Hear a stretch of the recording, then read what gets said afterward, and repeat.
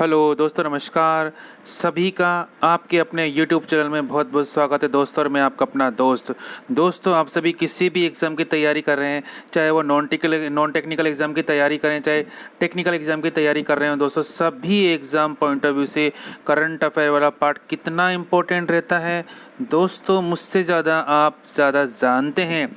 तो इसलिए दोस्तों करंट अफेयर वाले पार्ट के साथ में आप लोग दोस्तों बने रहें वीडियो के अंत तक। दोस्तों ज़्यादा से ज़्यादा आप लोग वीडियो को सब्सक्राइब करें, चैनल को सब्सक्राइब करें, ताकि लेटेस्ट जानकारी आपके पास में पहुंच सके।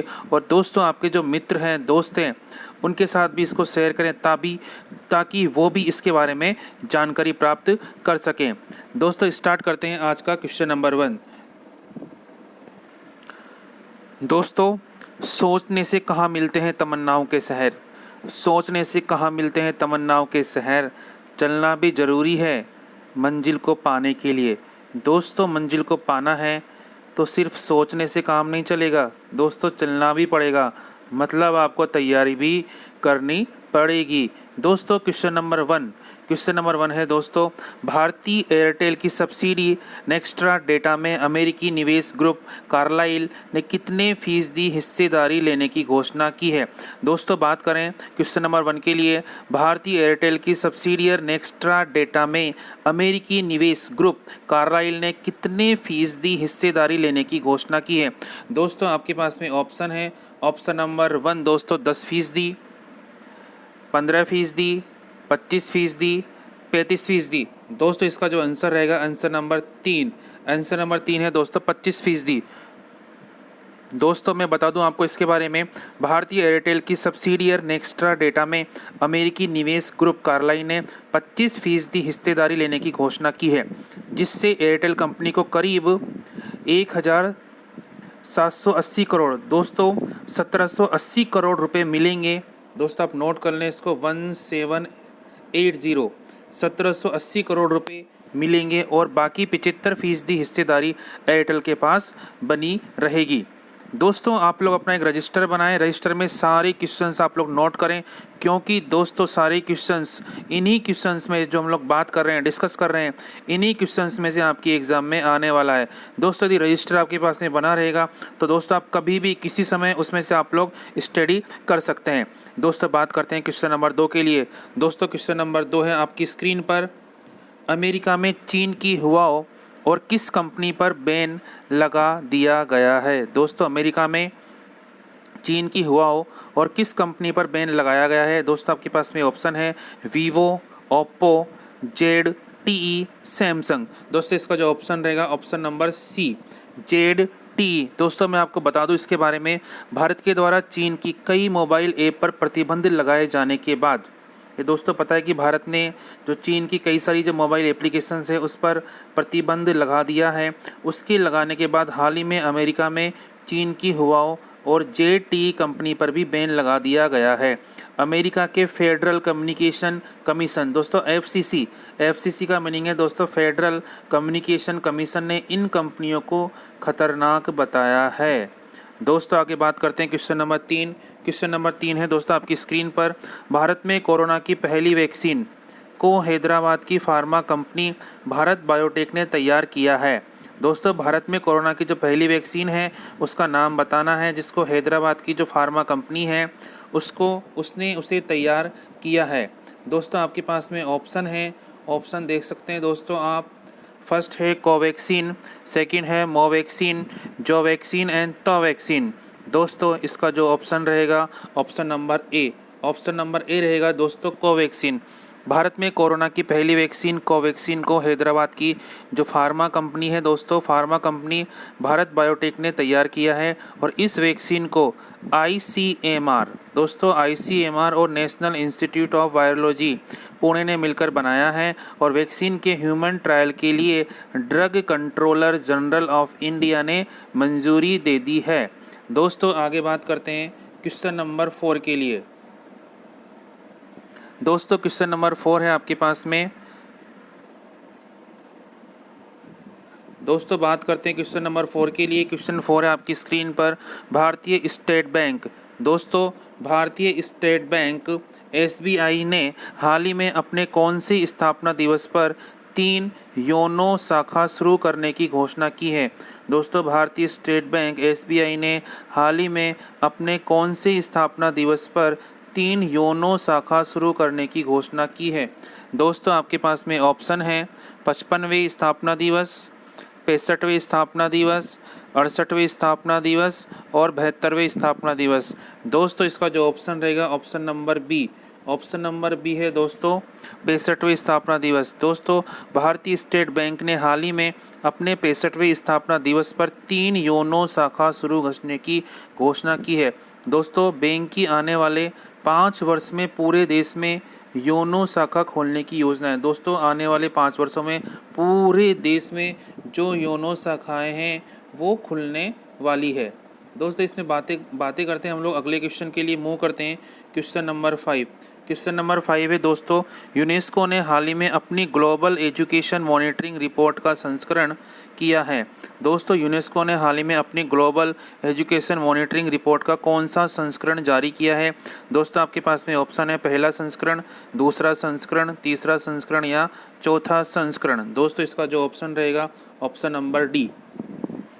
दोस्तों, United Nation Educational Scientific and Culture Organization यानी यूनेस्को ने हाल ही में अपनी ग्लोबल एजुकेशन मॉनिटरिंग रिपोर्ट का चौथा संस्करण जारी किया है, जिसमें किताबों में महिलाओं को जहां भी शामिल किया गया है वहां पर पारंपरिक और पुरुषों की तुलना में कम प्रभावी दिखाया जाता है। दोस्तों, आगे बात करते हैं क्वेश्चन नंबर 6 के लिए। क्वेश्चन नंबर 6 है दोस्तों आपकी स्क्रीन पर, भारत के किस राज्य की 29 वर्षीय कृतिका पांडे को कॉमनवेल्थ शॉर्ट स्टोरी प्राइज़ 2020 से सम्मानित किया गया है? दोस्तों, भारत में किस राज्य की 29 वर्षीय कृतिका पांडे को कॉमनवेल्थ शॉर्ट स्टोरी प्राइज़ 2020 से सम्मानित किया गया है? दोस्तों, आपके पास में ऑप्शन है केरल, पंजाब, झारखंड और महाराष्ट्र। दोस्तों, इसका जो ऑप्शन रहेगा वो रहेगा ऑप्शन नंबर सी, झारखंड। दोस्तों, भारत के झारखंड राज्य की 29 वर्षीय 29 वर्षीय कृतिका पांडे को कॉमनवेल्थ शॉर्ट स्टोरी प्राइज़ 2020 से सम्मानित किया गया है और यह पुरस्कार दोस्तों the great Indian T and snacks story के लिए कृतिका पांडे को दिया गया है। दोस्तों, आप नोट कर लें कौन सी स्टोरी है, किसके लिए दिया गया है, आप नोट करें दोस्तों, the great Indian T and snacks story के लिए कृतिका पांडे को यह पुरस्कार दिया गया है। दोस्तों, मैं रजिस्टर के लिए इसलिए बोलता हूं बार बार कि ये जो अलग से जो पॉइंट हैं, कुछ पॉइंट्स हैं, उसको आप लोग रजिस्टर में नोट करेंगे तो आपकी एग्ज़ाम के लिए वेरी इंपॉर्टेंट क्वेश्चंस का कलेक्शन बनकर तैयार होगा और जिसमें से आपकी एग्ज़ाम में क्वेश्चन आने वाले हैं। दोस्तों, अगले क्वेश्चन के लिए मूव करते हैं। दोस्तों, अगला क्वेश्चन है दोस्तों आपके पास में क्वेश्चन नंबर 7। क्वेश्चन नंबर 7 है दोस्तों, सेबी ने बैंकॉन्स इंडस्ट्री पर जीडीआर के नियमों का उल्लंघन के मामले में 2 लोगों पर कितने करोड़ रुपए का जुर्माना लगाया है? दोस्तों, सेबी ने बैंकॉन्स इंडस्ट्रीज पर जीडीआर के नियमों के उल्लंघन के मामले में 2 लोगों पर कितने करोड़ रुपए का जुर्माना लगाया है? दोस्तों, आपके पास में ऑप्शन है 1.20 करोड़, 2.20 करोड़, 3.20 करोड़ और 4.20 करोड़। दोस्तों, इसका जो आंसर रहेगा आंसर नंबर ए 1.20 करोड़। दोस्तों, पूंजी बाजार नियामक सेबी ने हाल ही में बैंकॉन्स इंडस्ट्री पर जीडीआर के नियमों का उल्लंघन के मामले में 2 लोगों पर 1.20 करोड़ रुपए का जुर्माना लगाया है। दोस्तों, केवल 2 लोगों पर 1.20 करोड़ रुपए का जुर्माना लगाया है और जिसमें से दोस्तों मैं आपको नाम भी बताना चाहूँगा। दोस्तों, आप नोट कर लें। पहला नाम है आपके पास में, दोस्तों आप नोट करें, पहला जो नाम है इसके अंदर वो है गुरमीत सिंह। दोस्तों, गुरमीत सिंह पर 1 करोड़ रुपए का जुर्माना लगाया गया है और जो आईएस सुखीजा है उस पर 20 लाख रुपए का जुर्माना लगाया गया है। दोस्तों, फर्स्ट आप नोट करें गुरमीत सिंह पर 1 करोड़ रुपए का है और जो सेकंड है आईएस सुखीजा उस पर 20 लाख रुपए का जुर्माना लगाया गया है। दोस्तों, आगे बात करते हैं क्वेश्चन नंबर 8 के लिए। क्वेश्चन नंबर 8 है दोस्तों आपकी स्क्रीन पर आप देख सकते हैं, भारतीय क्रिकेट कंट्रोल बोर्ड की अनुमति के बिना विदेशी लीग में खेलने पर हाल ही में किस खिलाड़ी पर प्रतिबंध लगाया गया है? दोस्तों, भारतीय क्रिकेट कंट्रोल बोर्ड की अनुमति के बिना विदेशी लीग में खेलने पर हाल ही में किस खिलाड़ी पर प्रतिबंध लगाया गया है? दोस्तों, ऑप्शन है आपके पास में युवराज सिंह, प्रवीण तांबे, आरपी सिंह और आशीष नेहरा। दोस्तों, इसका जो ऑप्शन रहेगा ऑप्शन नंबर 2, प्रवीण तांबे। दोस्तों भारतीय क्रिकेट कंट्रोल बोर्ड की अनुमति के बिना विदेशी लीग में खेलने पर हाल ही में जो प्रवीण तांबे पर प्रतिबंध लगा दिया गया है, वे आईपीएल में बैन किए जाने के बाद तांबे विदेशी लीग में खेलने की अनुमति चाहते हैं, लेकिन बोर्ड ने मना कर दिया है। दोस्तों आगे बात करते हैं क्वेश्चन नंबर 9 के लिए। क्वेश्चन नंबर 9 है दोस्तों, आपकी स्क्रीन पर आप देख सकते हैं। क्वेश्चन नंबर 9 है, बात करें दिल्ली के पूर्व क्रिकेटर संजय डोभाल का हाल ही में कितने वर्ष की उम्र में कोरोना वायरस संक्रमण से निधन हो गया है। दोस्तों जो दिल्ली के पूर्व क्रिकेटर हैं संजय डोभाल का हाल ही में कितने वर्ष की उम्र में कोरोना वायरस संक्रमण से निधन हो गया है।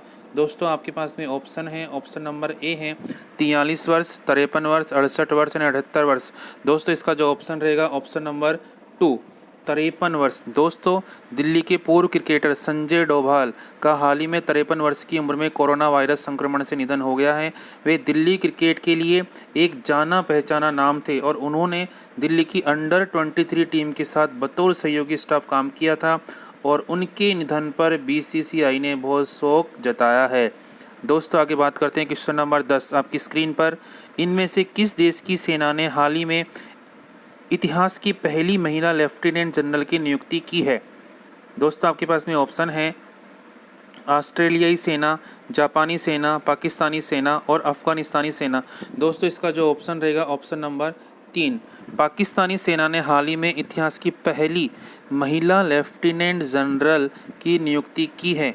पाकिस्तानी सेना ने हाल ही में मेडिकल कोर के साथ संबंध मेजर जनरल निगार जोहर को, दोस्तों नाम नोट कर लें आप लोग, मेजर जनरल निगार जोहर को लेफ्टिनेंट जनरल के रूप में नियुक्त किया गया है। दोस्तों आगे हम लोग बात करते हैं, ये हम लोगों ने अभी ऑब्जेक्टिव क्वेश्चन की बात की है। दोस्तों हम लोग हमेशा, मैं इसके अंदर कुछ एक्स्ट्रा चीज़ आपको देने की कोशिश करता हूँ, जो यहाँ पर जो भी प्रमुख ऐतिहासिक घटनाएं हैं, है ना, किस दिन कौन सी घटना हुई है। दोस्तों आज हम लोग 2 जुलाई की बात कर रहे हैं, तो 2 जुलाई के दिन किसी भी ईयर में कौन कौन सी ईयर में कौन कौन सी महत्वपूर्ण घटनाएं हुई है, सारी जानकारी आपको यहाँ पर इस चैनल पर आपको अवेलेबल होने वाली है। दोस्तों आप लोग वीडियो के अंत तक बने रहें, क्योंकि यहाँ पर जो भी लेटेस्ट करंट इन्फॉर्मेशन है आपको यहाँ पर अवेलेबल हो रही है। दोस्तों आगे बात करते हैं हम लोग इसके अंदर 2 जुलाई को जो भी महत्वपूर्ण जो ऐतिहासिक घटनाएं हुई है उसके बारे में हम लोग बात करने वाले हैं। दोस्तों 1900 पहली जेपेलिन उड़ान जर्मनी के फ्रेडरिक्सफेन के पास लेक कॉन्स्टेंस पर हुई थी। दोस्तों 1900 में बात करें, जीन सेबेलियस फिनलैंडिया ने रॉबर्ट कोजनस द्वारा आयोजित हेलसिंकी फिलहार्मोनिक सोसाइटी के साथ हेलसिंकी में अपना प्रीमियर प्रदर्शन प्राप्त किया था। दोस्तों 2 जुलाई की बात कर रहे हैं, ये सारी इन्फॉर्मेशन 2 जुलाई की है। दोस्तों 2 जुलाई 1921 प्रथम विश्व युद्ध, अमेरिकी राष्ट्रपति वारेन जी हॉर्डिंग ने नॉक्स पोर्टर संकल्प को औपचारिक रूप से संयुक्त राज्य अमेरिका और जर्मनी के बीच युद्ध समाप्त करने का संकेत दिया था। दोस्तों 1934 लॉन्ग चाकू की रात अर्नस्ट की मृत्यु के साथ समाप्त हुई थी। 1940 कलकत्ता में भारतीय स्वतंत्रता नेता सुभाष चंद्र बोस को गिरफ्तार कर लिया गया था और हिरासत में ले लिया गया था। दोस्तों 1942 रोजर्स अरकनसास में पहला वॉलमार्ट स्टोर व्यवसाय के लिए खुला था। 1964 की बात करें दोस्तों, नागरिक अधिकार आंदोलन, अमेरिकी राष्ट्रपति लिंडन बी जॉनसन ने सार्वजनिक स्थानों पर अलगाव को प्रतिबंध करने के लिए 1964 के नागरिक अधिकार अधिनियम पर हस्ताक्षर किए थे। दोस्तों 1986 चिली में जनरल ऑगस्टो पिनोकेट के तानाशाही के खिलाफ सड़क प्रदर्शन के दौरान रोड्रिगो रोजा और कार्मेन ग्लोरिया क्वेंटिना को जीवित जला दिया गया था। दोस्तों इसी के अंदर हम सन 2002 की बात करें, 2002 में स्टीव फोसेट दुनिया भर में गुब्बारे में अकेले उड़ान भरने वाले पहले व्यक्ति बन गए थे। 2010 कांगो के लोकतांत्रिक गणराज्य में दक्षिण कीवू टैंक ट्रक विस्फोट में कम से कम 230 लोग मारे गए थे। दोस्तों 2012 स्पेन में इटली को 4-0 से हराकर यूरो कप फुटबॉल 2012 जीत लिया और लगातार 3 बड़े खिताब जीतने वाला पहला देश बना था। दोस्तों 2 जुलाई 2013 अंतर्राष्ट्रीय खगोलीय संघ नाम प्लूटो के चौथे और 5वें चंद्रमा कैरबेरोस और स्टाइक्स की खोज की गई थी। दोस्तों 2013 एक तीव्रता 6.1 भूकंप ने ऐसे इंडोनेशिया पर हमला किया जिसमें कम से कम 42 लोगों की हत्या कर दी और 420 अन्य घायल हो गए थे। 2016 बगदाद में आत्मघाती हमले से कम 341 दोस्तों 341 लोग मारे गए थे।